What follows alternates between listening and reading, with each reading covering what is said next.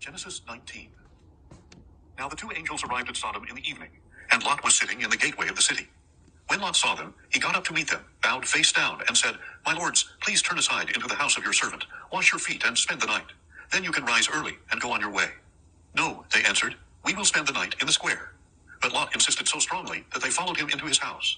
He prepared a feast for them, and baked unleavened bread, and they ate.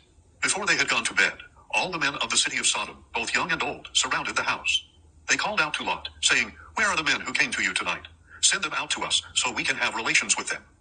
Lot went outside to meet them, shutting the door behind him. "Please, my brothers," he pleaded, "don't do such a wicked thing.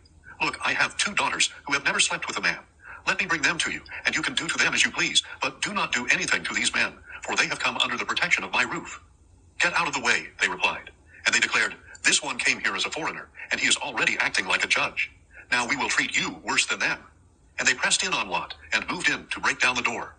But the men inside reached out, pulled Lot into the house with them, and shut the door. And they struck the men at the entrance, young and old, with blindness, so that they wearied themselves trying to find the door. Then the 2 men said to Lot, "Do you have anyone else here, a son-in-law, your sons or daughters, or anyone else in the city who belongs to you? Get them out of here, because we are about to destroy this place. For the outcry to the Lord against its people is so great that he has sent us to destroy it." So Lot went out and spoke to the sons-in-law who were pledged in marriage to his daughters. "Get up," he said, "get out of this place, for the Lord is about to destroy the city." But his sons-in-law thought he was joking. At daybreak the angels hurried Lot along, saying, "Get up, take your wife and your 2 daughters who are here, or you will be swept away in the punishment of the city." But when Lot hesitated, the men grabbed his hand and the hands of his wife and his 2 daughters, and they led them safely out of the city, because of the Lord's compassion for them. As soon as the men had brought them out, one of them said, "Run for your lives. Do not look back, and do not stop anywhere on the plain. Flee to the mountains, or you will be swept away." But Lot replied, "No, my lords, please. Your servant has indeed found favor in your sight, and you have shown me great kindness by sparing my life. But I cannot run to the mountains. The disaster will overtake me, and I will die. Look, there is a town nearby where I can flee, and it is a small place. Please, let me flee there. Is it not a small place? Then my life will be saved." "Very well," he answered. "I will grant this request as well, and will not demolish the town you indicate. Hurry, run there quickly, for I cannot do anything until you reach it." That is why the town was called Zoar. And by the time the sun had risen over the land, Lot had reached Zoar. Then the Lord rained down sulfur and fire on Sodom and Gomorrah, from the Lord out of the heavens. Thus he destroyed these cities and the entire plain, including all the inhabitants of the cities, and everything that grew on the ground. But Lot's wife looked back, and she became a pillar of salt. Early the next morning, Abraham got up and returned to the place where he had stood before the Lord.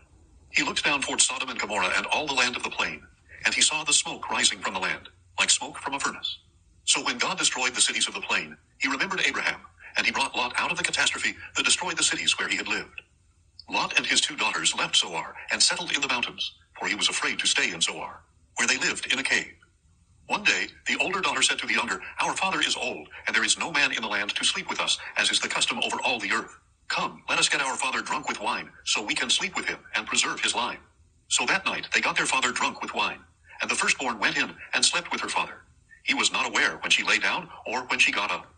The next day, the older daughter said to the younger, "Look, I slept with my father last night. Let us get him drunk with wine again tonight, so you can go in and sleep with him, and we can preserve our father's line." So again that night they got their father drunk with wine, and the younger daughter went in and slept with him. He was not aware when she lay down or when she got up. Thus both of Lot's daughters became pregnant by their father. The older daughter gave birth to a son and named him Moab. He is the father of the Moabites of today. The younger daughter also gave birth to a son, and she named him Ben-Ami. He is the father of the Ammonites of today. Genesis 20. Now Abraham journeyed from there to the region of the Negev, and settled between Kadesh and Shur. While he was staying in Gerar, Abraham said of his wife Sarah, "She is my sister."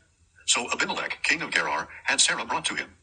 One night, however, God came to Abimelech in a dream and told him, "You are as good as dead because of the woman you have taken, for she is a married woman." Now Abimelech had not gone near her, so he replied, "Lord, would you destroy a nation even though it is innocent? Didn't Abraham tell me she is my sister? And she herself said, he is my brother. I have done this in the integrity of my heart and the innocence of my hands." Then God said to Abimelech in the dream, "Yes, I know that you did this with a clear conscience, and so I have kept you from sinning against me. That is why I did not let you touch her. Now return the man's wife, for he is a prophet. He will pray for you, and you will live. But if you do not restore her, be aware that you will surely die, you and all who belong to you." Early the next morning, Abimelech got up and summoned all his servants, and when he described to them all that had happened, the men were terrified.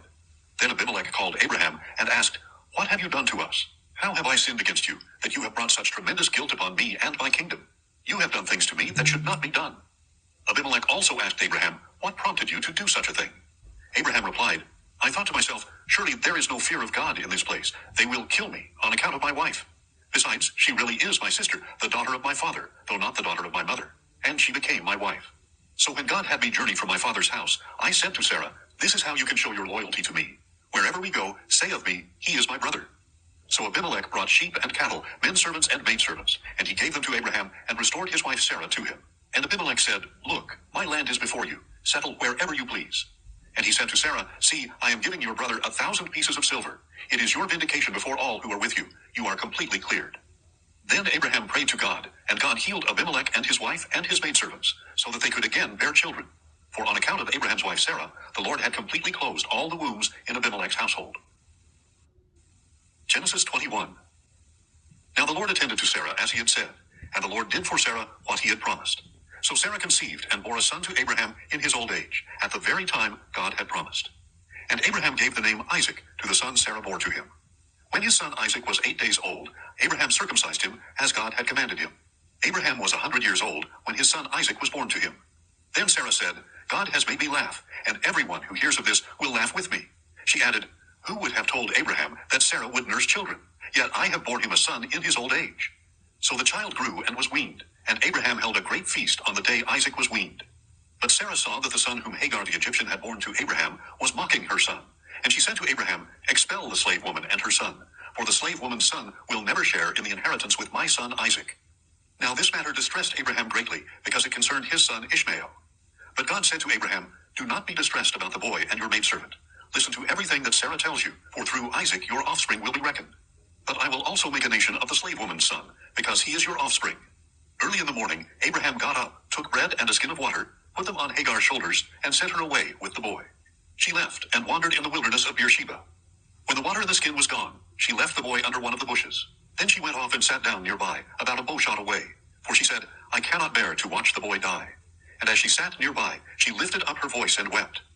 Then God heard the voice of the boy, and the angel of God called to Hagar from heaven, what is wrong, Hagar? Do not be afraid, for God has heard the voice of the boy where he lies. Get up, lift up the boy, and take him by the hand, for I will make him into a great nation. Then God opened her eyes, and she saw a well of water. So she went and filled the skin with water, and gave the boy a drink. And God was with the boy, and he grew up and settled in the wilderness, and became a great archer.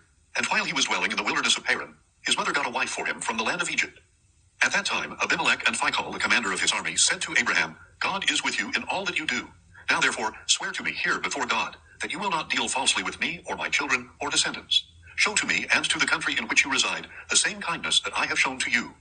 And Abraham replied, I swear it. But when Abraham complained to Abimelech about a well that Abimelech's servants had seized, Abimelech replied, I do not know who has done this. You did not tell me, so I have not heard about it until today. So Abraham brought sheep and cattle and gave them to Abimelech, and the two men made a covenant. Abraham separated 7 ewe lambs from the flock, and Abimelech asked him, why have you set apart these 7 ewe lambs? He replied, you are to accept the 7 ewe lambs from my hand as my witness that I dug this well. So that place was called Beersheba, because it was there that the two of them swore an oath. After they had made the covenant at Beersheba, Abimelech and Phicol, the commander of his army, got up and returned to the land of the Philistines. And Abraham planted a tamarisk tree in Beersheba, and there he called upon the name of the Lord, the eternal God. And Abraham resided in the land of the Philistines for a long time.